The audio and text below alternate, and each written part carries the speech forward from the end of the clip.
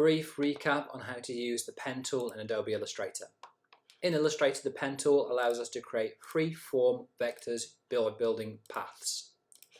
Each time you click on the screen using the pen tool, it places an anchor point. These anchors tell the computer where to draw the paths and where they need to move to and from.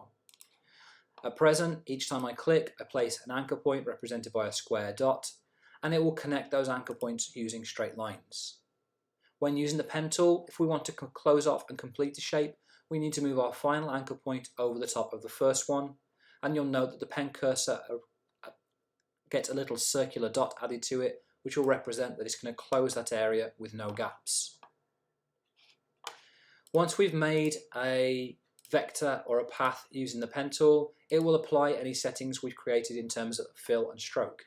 In this case, the paths that are being created along the lines between the anchor points have got a black stroke, which we can see down here in the stroke and fill utility, and the fill colour is left as a white block with a red line through, which means that these paths have no fill at present. Once we've created a path, we can move or edit it using one of two tools. The selection tool, the black arrow, will allow us to grab an individual set of paths, but will move the whole object and every path that's connected. Equally, we can draw a selection box to grab multiple shapes and objects, and it will move all of the areas that we have selected. If you want finer control, the direct select tool will allow you to move and edit individual anchor points. By selecting either a group of anchor points by drawing out a box around them, or by clicking on the path to select all parts of that object, you can move these anchor points. Clicking on an individual point will allow us to move it on its own.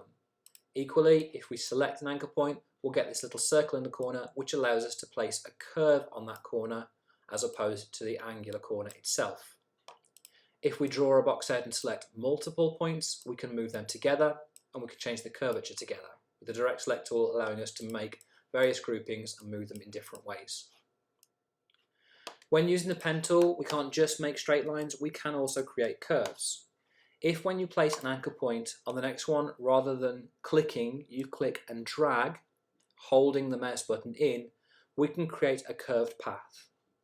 The lines that are being pulled out from my anchor point are handles. These dictate how the computer is going to draw that path by telling it where the line needs to arrive from when it reaches the anchor point and how far it needs to curve out to get there. When we place one anchor point with a curve, the computer will automatically try and decide where the next curve will go. We can either follow this if it feels like it's made the right decision, or if we decide that we want to actually turn a corner at this point rather than continue with a curve, we can click on the previous anchor point to remove the outward handle, allowing us to simply turn the corner. With curves, they can also be edited by going back into the direct select tool in the same way that we did with the straight lines.